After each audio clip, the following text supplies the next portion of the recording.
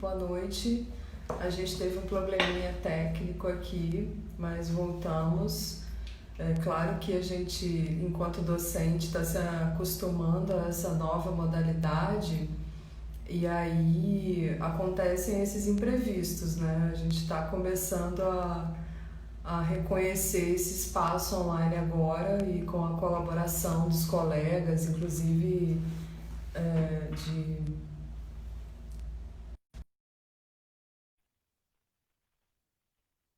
Deixa eu só. Tá conectando de volta, Voltei. Ricardo. De repente eu escutei, eu vi o pessoal, visualizei o pessoal dizendo que tinha travado. Aí eu perguntei se estavam me vendo, assim, interagindo, mas não conseguia. Eu tive de sair para poder voltar. Mas eu Foi. acredito que vocês escutavam até aquela parte da Fanny Abramovic, né, em que ela Isso. dizia isso. Então, em que ela autodeclarava que teve sempre o que a gente chamava de letramento literário muito à sua disposição, né? Então, ela disse que a escritora que é hoje dependeu muito desse arsenal, né, podemos assim dizer, de livros com que ela teve contato na sua fase infantil e infanto-juvenil, né? Só que aí a gente vai perceber, e esse trabalho eu faço justamente para isso, né? Para que os alunos eles se coloquem, né? Como for, façam a memória, estabeleçam a memória acerca das suas práticas de leitura na educação básica, né? O que é que eles liam, né? O que é que eles leram na educação básica? E aí a gente vai ter algumas declarações que muitas vezes nos surpreendem, né? Nos surpreendem do ponto de vista positivo, né? Porque se a gente pensar, por exemplo, na Bíblia como um exemplar complexo e que é muito autodeclarado nas nossas pesquisas, a gente vai entender que esses alunos eles têm contato com a leitura de exemplares de textos variados. No entanto, quando não tinham chegado ainda naturalmente a esfera acadêmica, eles não teriam como ter tido, né? No máximo, muitas vezes, alguns declaram que tinham contato com textos que a gente chama de divulgação científica, né? Que são textos mais enxutos, né? Cuja linguagem ela é mais, diríamos, mais simplificada. A gente continua, Paula, ou espera o pessoal voltar? Continua mesmo? O que você Continua, o sugere? pessoal já está entrando aqui de Ah, volta. tá. Então, nesse sentido, nós temos que compreender esse processo de leitura e de escrita como um processo contínuo, né? E aí a gente traz práticas relativas ao PIBID, né? Por que o PIBID? Porque além de ter realizado pesquisa não somente no locus do IFAL, mas também da Universidade Federal, daqui de Maceió, né? No campus AC Simões, a gente tem percebido que algumas práticas de letramento reverberam positivamente para o letramento acadêmico, que eu chamo acadêmico docente, desses sujeitos, né? E aí, essa relação praxeológica, que é a relação de refletir, que é a questão de refletir sobre a prática, né, a partir de teorias, é algo muito presente nas práticas cotidianas, né? E eu costumo dizer que isso é um, um dos vieses do chamado letramento acadêmico, né? Só que acadêmico e docente, porque a gente está no curso de formação inicial docente. E a gente percebe que, por exemplo, eu trabalho com a categoria com um aspecto interessante relativo aos textos dos alunos que chegam à universidade. E além do todo, né, que a gente trabalha como linguista textual, mas eu também, e que a gente sabe, quem escreve para outras esferas de atuação humana, a gente muitas vezes, quem nunca, né, teve um texto recomendado a não escrever em primeira pessoa, né? E eu trabalho justamente com a questão do ethos, né? Ou seja, como esse sujeito ele se demarca, né? Ou seja, nos textos escritos, né? A princípio com artigos de opinião, depois com textos mais específicos como a própria resenha e assim por diante, né? E aí, claro, que se a gente pensar nesse letramento acadêmico como um letramento acadêmico que ele é difuso, né? Ele é amplo, porque muitas vezes, nas pesquisas realizadas com estudantes e com profissionais que atuam em nível de pós-graduação, em textos como o de Miranda, por exemplo, ela analisa que sujeitos que são professores, acerca do letramento acadêmico, eles vão dizer assim, antes de escrever qualquer texto para submissão a um canal, eu vou primeiro, além de ver o template, ver como as pessoas que ali estão como autoras e escrevem. Então percebam que quando se fala em letramento acadêmico, não há só um tipo de letramento acadêmico. Embora a gente, quando fala o tipo, né, a gente já quer como se fosse classificar, e a intenção não é classificação mesmo, tá?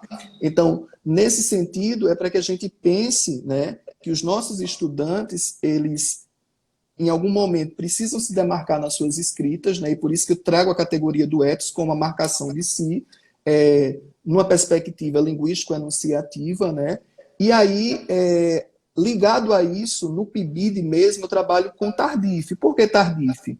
Porque Tardif discute a questão da formação docente, dos saberes profissionais docentes ligados à formação inicial, à formação continuada e o saber experiencial, né? Os saberes da formação inicial, formação continuada e os saberes experienciais. A partir disso, ele vai dizer que o saber experiencial é aquele que se sobressai mais, porque é nessa troca, nesse diálogo, que nós aprendemos numa perspectiva de rede colaborativa, né? Então, se a gente perceber o que trata o próprio Tardif, porque é mais saliente, porque muitas vezes a academia, né, de forma ampla, ela sempre teve essa imponência, né, de muitas vezes não se abrir acerca dos seus saberes, né? E por isso quando quando eu digo assim, a minha perspectiva de fala se filia a uma perspectiva freiriana progressista, porque eu tento combater a todo instante em que quando um aluno escreve e alguém não aceita aquela escrita, por exemplo, eu trabalho com alguns gêneros ligados aos chamados letramentos mestiços, por exemplo, o grafite, né? Então, como existem os chamados gêneros de reexistência, né? Existe um livro sobre isso. Então, para a gente perceber que essa forma hermética de conceber o letramento acadêmico é uma forma muito fechada, né? Muito que a gente precisa transcender a isso, né? E sempre os alunos perguntam, professor, como eu posso escrever mais? Eu não tive... E assim, isso é autodeclarado por eles, né? Eu não nasci com o dom da escrita, e eu sempre digo, a escrita não é um dom, né? No sentido não instrumental do termo, a escrita é uma prática. Essa prática seja uma técnica, uma continuidade acerca dela. Então, a gente começa a escrever, vai ajustando a escrita aos gêneros, ajustando, né? Mas aí a gente percebe que todo gênero, né? E eu acho interessante que nessa obra recente do Vieira e Faraco, eles trazem uma taxonomia de gêneros voltados aos que são gêneros chamados de informais, que são aqueles que a gente mais usa na esfera cotidiana entre nós, né? Desde o e-mail, as mensagens de WhatsApp, os gêneros semiformais, que geralmente estão centrados na esfera jornalística e também na escola, né? Os gêneros formais, que são aqueles que a gente muito utiliza na academia, e os gêneros chamados de ultraformais, que são aqueles que a gente utiliza bastante na esfera burocrática, né? Mas aí eu estou dando um exemplo só para a gente estabelecer um ponto de vista mais didático. E aí, voltando ao Tardif, nessa questão dos saberes profissionais, eu digo sempre que nas práticas de letramento acadêmico, em que os sujeitos eles têm a oportunidade, a exemplo do próprio PIBID, de conviver, de lidar com questões relativas aos saberes experienciais daquele professor que é supervisor deles, além do coordenador de área, é uma ótima oportunidade para que eles pensem sobre esse letramento acadêmico, né?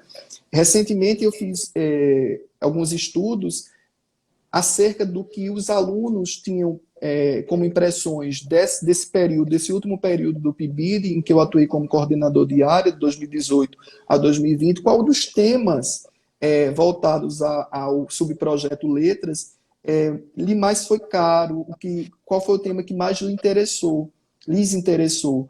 E eles autodeclararam que foram os multiletramentos, né? Então, percebam, né?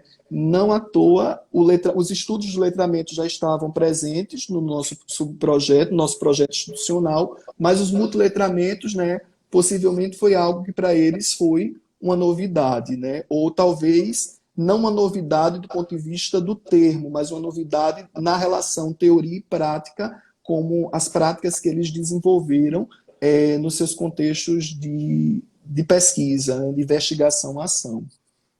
Você está cronometrando o tempo, Paula? Eu estava cronometrando, quando a gente voltou tinha mais 8 minutos, mas se você quiser mais alguma consideração... Sim, sim, vou fazer, sim. Tá. E assim, eu quero dizer que, do ponto de vista do letramento acadêmico, dos estudos sobre os letramentos acadêmicos, né, a gente há de considerar que o signo linguístico, ele é ideológico, né? Então, assim, se a gente pensar nessa perspectiva, a gente precisa discutir sobre esses modelos que estão cristalizados de gêneros acadêmicos requeridos nessa esfera, com a necessária. A gente se apresenta relativamente voltado àquilo que se quer, mas também a gente precisa ter uma postura crítica em relação a esse atendimento, né? E aí a gente já discute a lógica produtivista da academia, né? A gente já discute essas questões de lógica produtivista da academia, mas também precisa discutir os chamados movimentos retóricos, numa perspectiva de Swales, de Beiserman, de como a gente constrói um resumo, por exemplo, de como a gente constrói um artigo, de como uma crítica que eu escutava num congresso desses, não posso dizer qual foi, é que hoje os trabalhos acadêmicos eles se centram muito em relatos de experiência. Ora, se a gente hoje discute justamente isso para que a academia cada vez mais se aproxime da prática escolar, estou falando da escola, então discutir um relato de experiência com base na inter-relação entre teoria e prática é super, super interessante, né? Para não dizer algo mais. Então, para a gente perceber que existem os acadêmicos que criticam os relatos de experiência, né? Então, o relato não só é um autorrelato, um falar de si, do que desenvolveu, mas é justamente a capacidade que esse sujeito, que é acadêmico, que é professor em formação inicial, tem de concatenar teoria e prática e pensar constantemente sobre a sua prática, inclusive oportunizando os professores que são supervisores, que saíram há um tempo dessa esfera acadêmica a pensarem sobre a sua própria prática. Então, só corrobora com aquilo que Tardif diz, que essa troca de saberes experienciais ela é importante para a reflexão contínua do professor,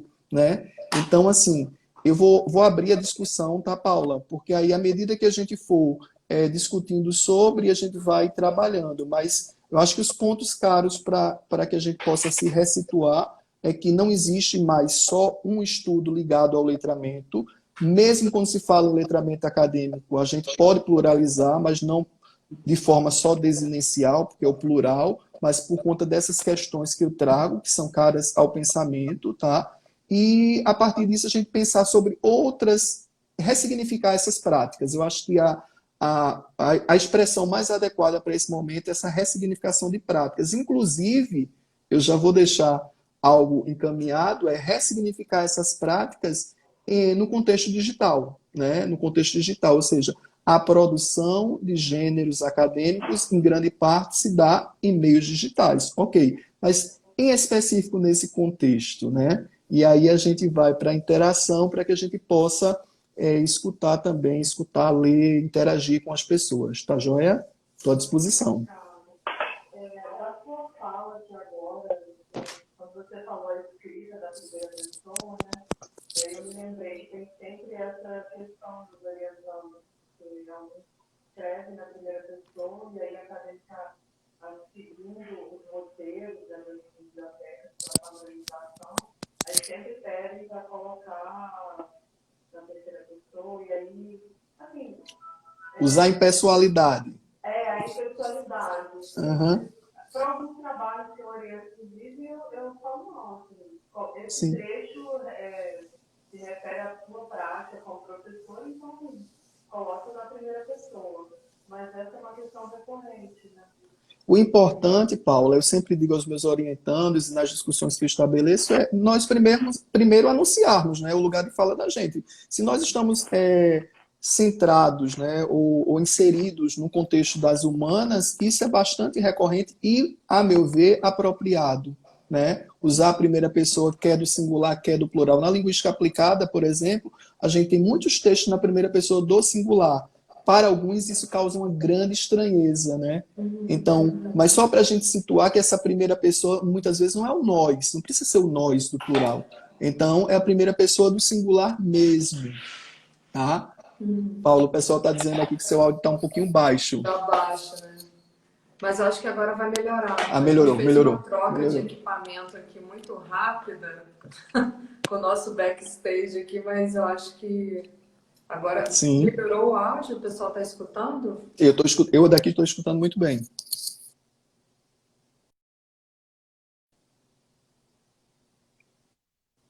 Tem uma pergunta aqui que o Juan Carlos, arroba Juan Carlos 202, mandou para a gente conversar um pouco. No ato de letramento, o meio em que o aluno vive contribui positivo no processo de aprendizagem? Essa pergunta, em alguma medida, eu respondi quando eu disse, dei o exemplo sobre a Fana Abramovic e entre outros que acham que esse capital cultural, vamos assim dizer, ele é determinante e decisivo para as práticas de letramento acadêmicas. E eu costumo dizer que a leitura, sim, ela é importante, né? Mas há vários casos, e há vários, eu digo, casos e pesquisas que mostram, né, que apontam que o letramento, assim, se a gente lê desde cedo, naturalmente, do ponto de vista cognitivo, as estratégias de leitura, né, que a gente desenvolve, a complexidade para determinados termos, isso vão ser melhor acessados do ponto de vista cognitivo. Mas não há uma garantia direta de que essa leitura iniciada e continuada, já que a gente entende que o letramento é um processo e precisa de continuidade, suponhamos que alguém é leitor até o término do ensino médio. Depois ele vai para o mundo do trabalho e ele não consegue mais ter a intensidade e práticas de leitura que ele tinha anteriormente. Isso vai fazer com que, naturalmente, ele também tenha algumas dificuldades posteriores, já que esse processo ele foi, entre aspas, interrompido. Mas se a gente perceber a leitura da palavra escrita, né?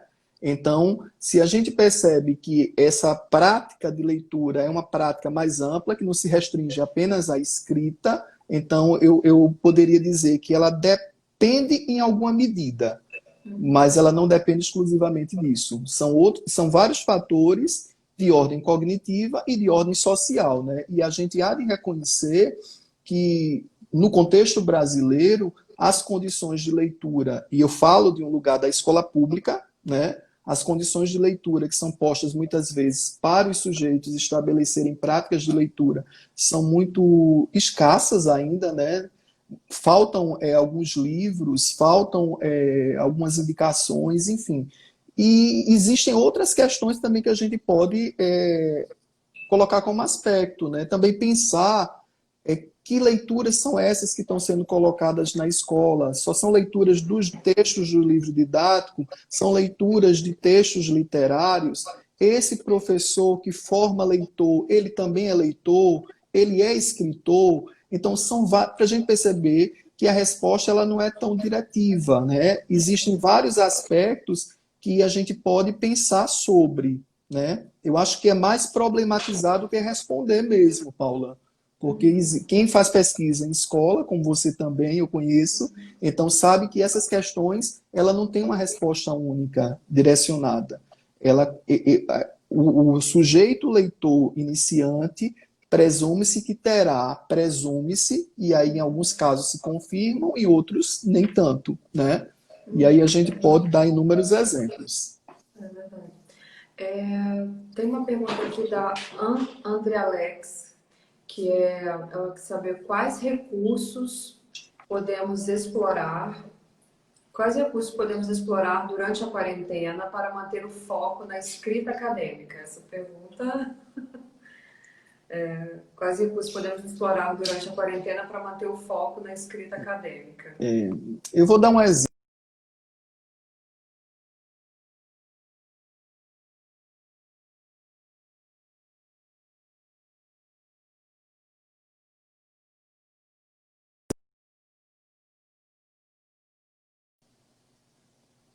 Vocês me veem direitinho?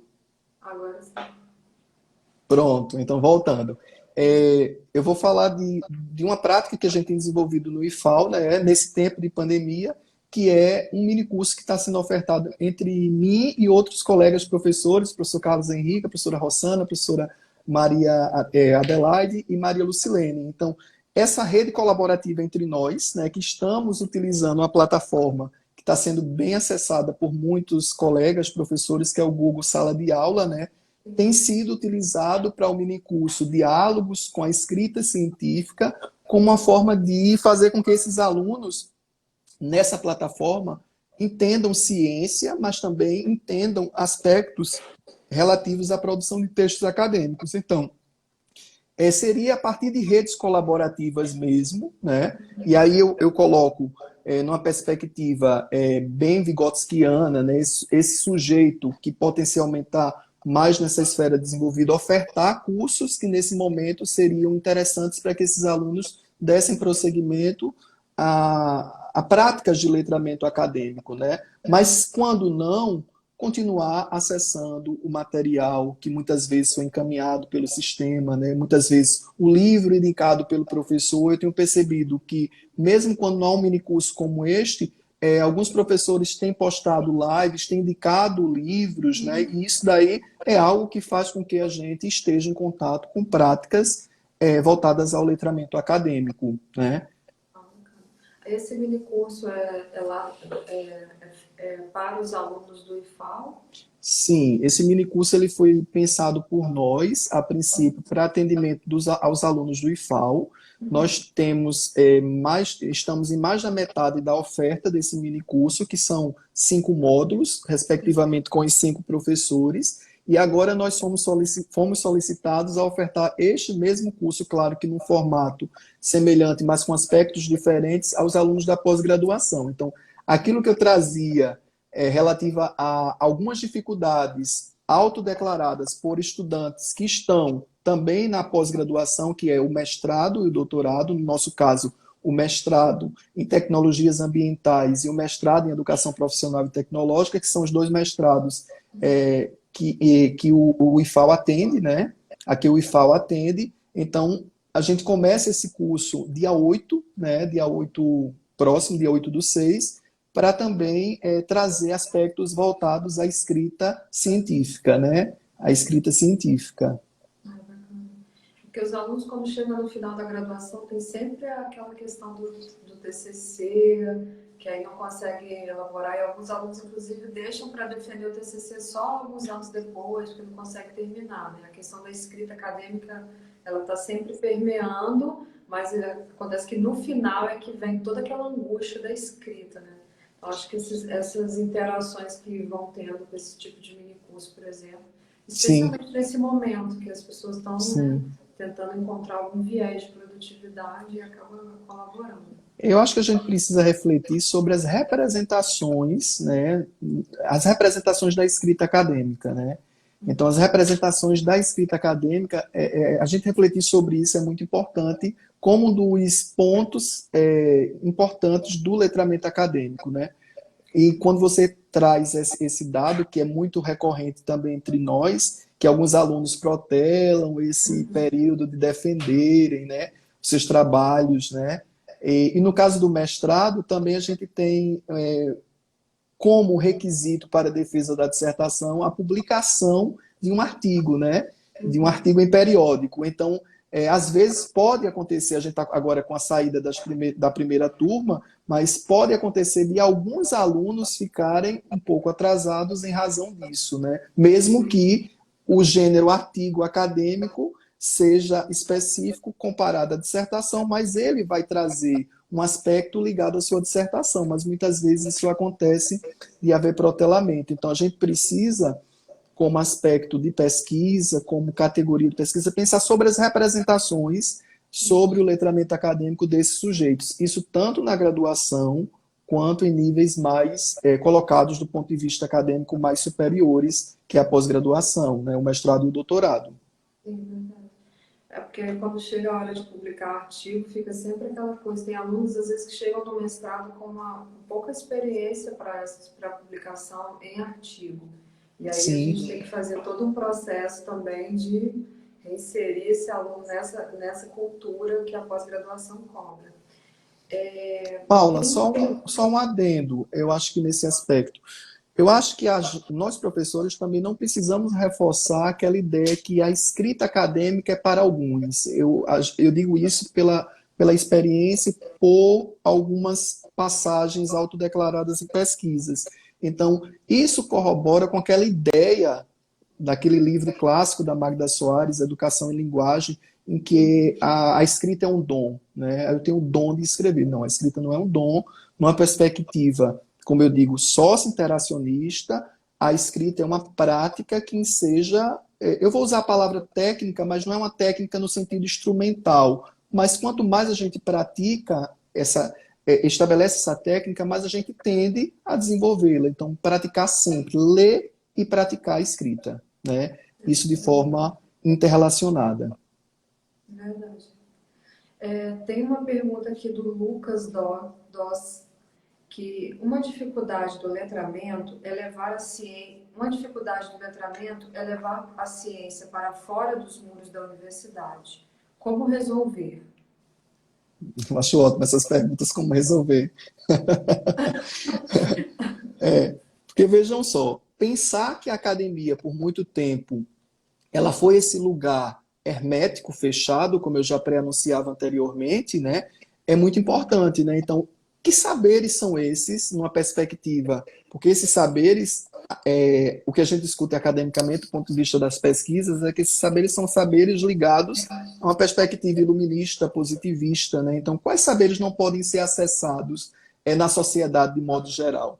Eu acho que isso tem se minimizado, né? A gente tem feito um esforço para minimizar isso em alguma medida, para que a gente possa entender a academia, né, a ciência, né, pensar na ciência de forma palpável, né, de forma que todas as pessoas possam acessar, né, e a gente está num tempo em que a ciência hoje está sendo bastante evidenciada, né, bastante evidenciada em razão do próprio momento, mas pensar que a academia ela não pode, eu digo que as práticas pibidianas, eu sempre me remonto às práticas pibidianas, né? Porque as práticas pibidianas é justamente isso, é um atravessamento, né, daquilo que a academia sempre não, por alguns, né? A academia é espaço de erudição, só que assim, um dado importante, no nosso caso do curso de letras específico do campus Maceió, onde eu atuo, é que 50% dessas vagas no próprio SISU são destinadas a alunos da escola pública, né? Então percebamos aí também que isso é importante do ponto de vista da democratização do ensino, porque a academia, antes da democratização do ensino, ela se prestava a uma perspectiva hegemônica, né? E aí a gente sabe por vários interesses, né? Para vários interesses, para atendimento de vários interesses, e a perspectiva mais da democratização. Então, nós, nessa perspectiva progressista, temos feito um trabalho para que essa teoria que é produzida ou ressignificada na academia, ela possa chegar nas práticas de sala de aula, de forma mais que a gente não traga isso de forma muito complexa para que o professor, em específico o professor, ele não saiba como lidar com isso, né? Então, até quando a gente diz assim, o artigo sobre que contempla um relato de experiência, isso é tão importante para o professor que já passou há um certo tempo longe da academia, né? Isso é muito importante para que ele possa se apropriar de algumas práticas. Eu já faço isso, eu posso acrescentar isso, então refletir sobre. Então, a pergunta-chave é justamente essa. Nós temos feito, em algumas áreas específicas, outras mais fechadas, né? Infelizmente ainda, um trabalho de atravessamento, né? De se lançar à sociedade, às escolas, né? E aí os programas de pesquisa, os projetos de pesquisa, os projetos de extensão e os programas de iniciação à docência, exemplo do próprio IBID, e também o Residência Pedagógica, tem essa pegada, vamos dizer assim popularmente, tem essa pegada. É verdade, porque quando o PIBID ele transforma a formação de professores no movimento de ir e vir, porque você tanto leva o professor e o aluno, né, o estudante de graduação Sim. E o professor da universidade para o universo da escola, como também você traz esse professor para dentro da universidade. Né? Então, Sim. os próprios mestrados profissionais a gente tem aqui na UEPB, o mestrado de formação de professores, agora a universidade, a escola criam um canal direto de comunicação. Não é mais aquele saber encastelado da universidade e aquele saber Sim, menor. Nós temos uma troca e é por conta desse rompimento, desse muro, que a gente conseguiu ter, nos últimos 10 anos, uma formação de professores de sim, qualidade. E os sim, alunos mesmo relatam assim, Paula, quando eu cheguei na escola, a primeira vez, eu não sabia o que fazer. Depois eu passei pelo PIBID, hoje sou professora, e quando eu chego lá, eu me sinto seguro das minhas práticas, porque o PIBID, ele transformou esse movimento, né? E aí a gente fica falando do PIBID, mas porque é, tem sim, essa... sim. É porque é vivo, né? Traz a formação de professores num contexto de relevância, de criticidade social, reposiciona pensar sobre o professor na atualidade, né? Mas assim, nem vou entrar, mas é porque E hoje a por gente isso, vê esse Paula, eu chamo desmonte. letramento acadêmico e hífen docente, né? E aí, por conta de todas essas práticas, né, que legitimam a gente dizer que é um letramento docente, né? Essa interação entre os sujeitos, né, nas práticas PIBIdianas. Eu falo do PIBID porque é onde eu atuei, né? Então, eu sei que existem outras pesquisas que se prestam também a isso, mas fala em razão da nossa experiência e das nossas publicações em relação ao PIBID, né, as práticas PIBIdianas, tá? Tem uma pergunta aqui do Luciano, IPS, que ele fala, professor, ele está te pedindo para você comentar um pouco sobre o letramento dentro do analfabetismo funcional, que essa é uma pergunta que foi enviada agora. Se a gente pensar na ideia de analfabetismo funcional, é uma ideia também estigmatizadora, né?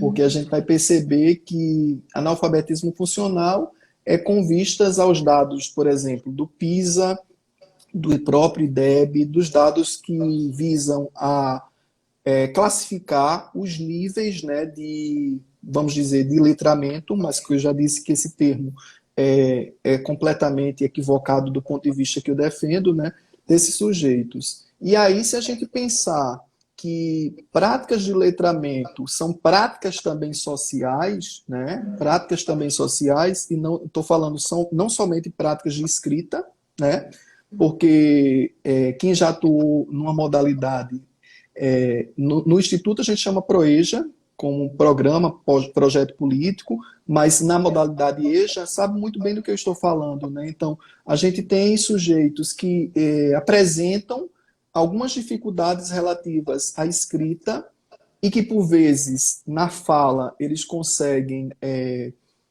dizerem o que pensam sobre determinadas questões. Na minha tese de doutorado, eu analisei dois grupos, tá? E um dos grupos era um grupo de jovens e adultos, né? O grupo do PROEJA. E aí, no grupo em que eu pesquisei, a confirmação, uma das hipóteses era que o aluno, uma das hipóteses era que os sujeitos que têm essa experiência prática do dia a dia, eles conseguiam argumentar melhor, porque eu sempre trabalhei com argumentação, eles conseguiam argumentar melhor na oralidade, e enquanto que os sujeitos do nível médio, que não tiveram a escolaridade interrompida, a gente chama de escolaridade interrompida, eles não teriam essa tamanho, teria mais na escrita. E o que a gente confirmou na pesquisa foi que os sujeitos, quando eles têm uma paralisação, esse grupo específico, quando eles param os seus estudos, né, ou seja, os chamados letramentos escolares, eles também têm dificuldade, inclusive, de exporem os seus pontos de vista na modalidade oral, né? Então, mas aí foi de um grupo específico e eu quero dizer que essas práticas sociais, em quaisquer esferas, elas precisam ser consideradas, né? Elas precisam ser consideradas, porque senão a gente vai continuar reforçando a ideia que a escrita, aquela visão dicotômica mesmo, né? Que a escrita é o lugar de privilégio e a oralidade é algo pertencente a todos. Mas aí a gente tem de pensar a que gêneros a gente está prestando essa oralidade, né?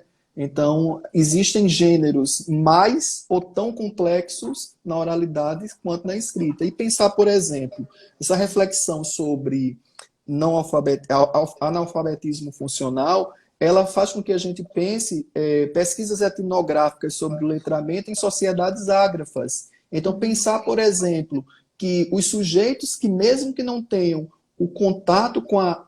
não tenham contato porque a língua deles ainda não foi codificada, tá? Então, a sociedade é ágrafa. Então, a gente pode dizer que esses sujeitos são iletrados de forma alguma. Pesquisas etnográficas já indicam que alguns ritos, algumas práticas sociais que a gente poderia configurar pela recorrência como um gênero, né? Elas são de grau tão complexo quanto algumas que ensejam a tecnologia da escrita, porque se a gente pensar a escrita como uma tecnologia, a gente vai entender também que tão complexos quanto. Agora, o que é interessante nessa pergunta é a gente pensar que já foram realizados estudos cognitivos, né, em que os sujeitos, quando eles não tinham o acesso à escrita, e aí os eletrodos mapearam para ver como aconteciam as sinapses, né, cerebrais deles. E quando, depois de um passado tempo, a partir da aquisição da modalidade escrita, eu não vou chamar língua escrita,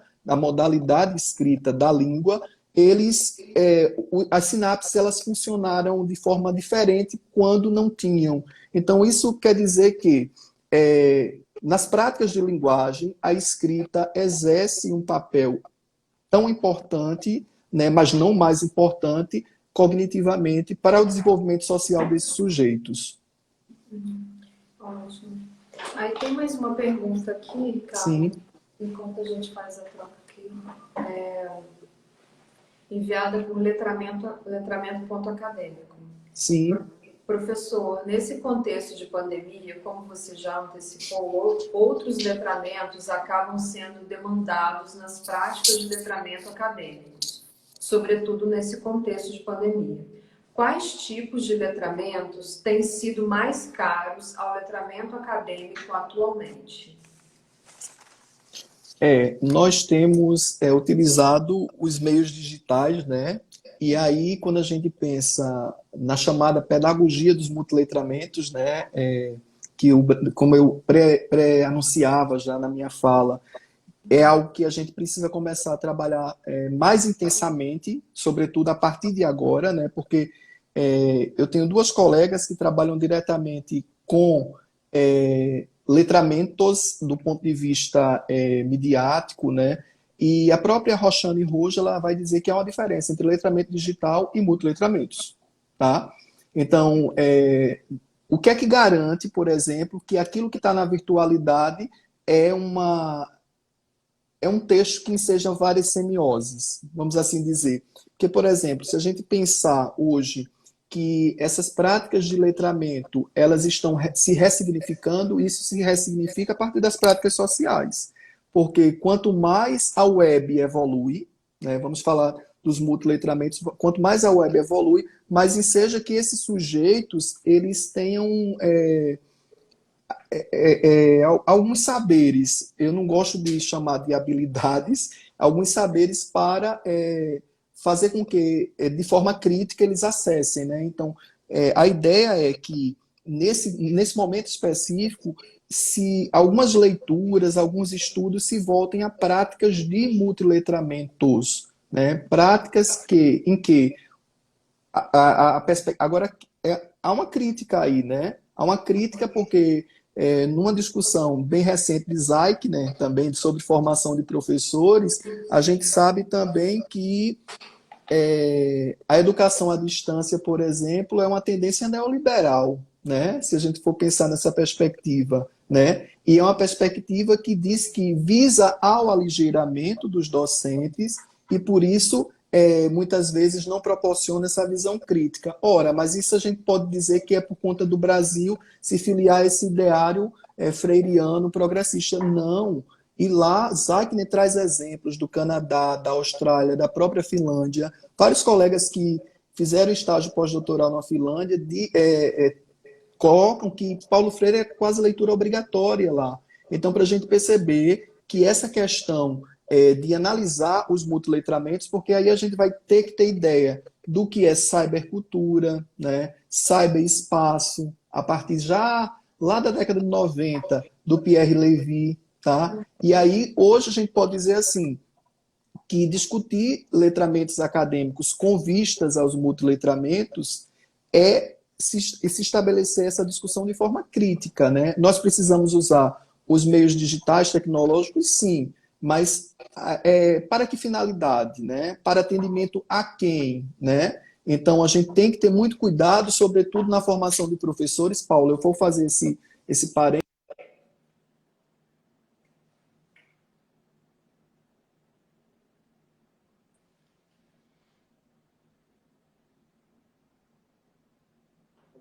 Acho que a gente deu uma travadinha aqui na internet.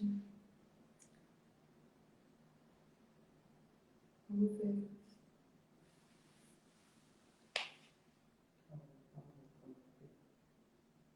Uhum.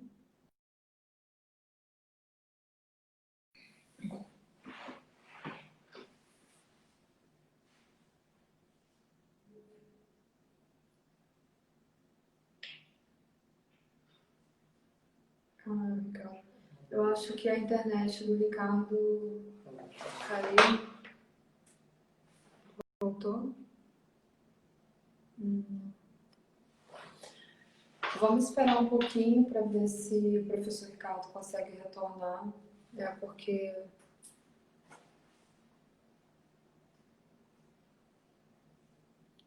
voltou. Ó, tô vendo um comentário ali, disse Rodrigo, amo quando é tu. Ah, conseguimos, voltando. Como está Maceió? Com muita chuva. Aí, por conta disso, a gente está caindo de vez em quando. Hoje aqui também está chovendo, está um pouquinho frio. Mas aí vocês não tiveram problema de conectividade, eu estou tendo, né? E aí, justamente, olha que interessante a gente refletir sobre o que eu estava falando, né? Exatamente. Então, pensar justamente sobre isso é importante, né? Porque quantos alunos, por exemplo, não estão tendo acesso, né, a trabalhos remotos nesse momento, né? E aí tem uma discussão voltada às condições sociais, né, ao que está sendo colocado como inclusão, enfim. E também, paralelamente, analisar como essas aulas que estão se dando nesse momento na modalidade à distância para os alunos, muitas vezes da rede privada, elas estão... Isso daí eu tô fazendo só uma conjectura, tá? Mas a partir de algumas falas de colegas, como é que elas estão sendo conduzidas, né? Já que muitas vezes o aluno está ali por 4 horas ao computador, né? Então, pensar nessa perspectiva da pedagogia dos multiletramentos é também pensar que não só é a ocupação do tempo, né? A ocupação do tempo ao computador, né? Pensar como isso vai fazer com que, porque se a gente pensar que na leitura, para a prática de leitura, a gente tem, do ponto de vista cognitivo, que estabelecer concentração. Então, imaginemos nós estarmos, quando a gente acaba o dia nessas atividades remotas, eu acho que a gente está exausto, né? Eu mesmo fico exausto em relação, mas porque precisa se pensar também outras questões que envolvam mais esse sujeito que está do outro lado da tela. Quando você chama atenção para essa questão da atual que a gente está vivenciando, né? Que muitas pessoas elas não têm acesso e como é também que a internet agora veio como um movimento muito obrigatório e incisivo para que todos Sim. nós nos adaptemos a isso. Só que foi como você até citou agora, já discute-se tecnologia na educação desde os anos 90, né? A gente não está discutindo isso agora. Nenhum professor é contra a tecnologia, ele é um elemento que vai contemplar outras discussões do processo formativo. Não Perfeito. é ficar dicotomizando, é a favor Sim. e é contra. A gente está, Sim. inclusive, tentando aqui e demonstrando, mesmo a gente usando os nossos equipamentos, né, como é que se dá isso tudo. E aí agora virou uma cobrança incisiva que todo mundo dê conta, né? Num país que a gente tem vários relatórios que indicam que essa acessibilidade, essa inclusão digital ainda não chegou para todo mundo. Então... E também tem outra questão, né? Do ponto de vista do professor no espelho, a gente vai perceber o seguinte, né, Paula? Nem todos nós estamos predispostos a nos expormos nesse canal, né? Então, e aí a gente já tem circulado em redes, né, relatos de professores chorando no meio da própria aula, no meio da própria live. Então, a gente precisa pensar também de forma crítica, e por isso que o letramento crítico visa isso, é uma questão entre saberes locais, saberes globais, e aí é bem pertinente essa ideia de multiletramento com cybercultura, para que a gente possa entender que isso tudo é o que temos para hoje, mas não é porque temos para hoje que a gente também não vai estabelecer um olhar crítico sobre, né? Um olhar crítico sobre. Que a gente tem que estar o tempo todo repensando esse processo para Uhum. então encontrar respostas melhor adaptadas, né? A gente não tem uma receita pronta que vai dar certo para todo mundo, Sim, a gente vai conseguir desenvolver. Então, ter tido essa conversa aqui hoje também é um processo nosso de nos reinventarmos, como eu comecei dizendo, e até citando como você começa com a citação dos saberes plurais. sim, Nessa troca, nessa conversa. Inclusive, quando você estava falando, você falou do produto, falou da escrita na primeira pessoa, eu já fui pensando outras coisas para a gente conversar outra hora. sim. E assim, a gente está chegando no final da nossa live, faltam 10 minutinhos para encerrar.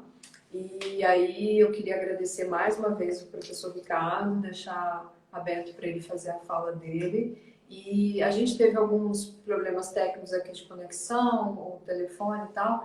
O pessoal que acompanha essas atividades do Conedu, que é o pessoal da Realize, vai Sim, organizar esse vídeo para disponibilizar para o pessoal que estava assistindo a gente aqui hoje. E é claro que o Ricardo vai estar com a gente no Conedu, sim, em outubro, né? A gente teve hoje aqui, como dizer, uma palhinha do que a gente vai continuar sim. ouvindo em outros espaços, em outros momentos.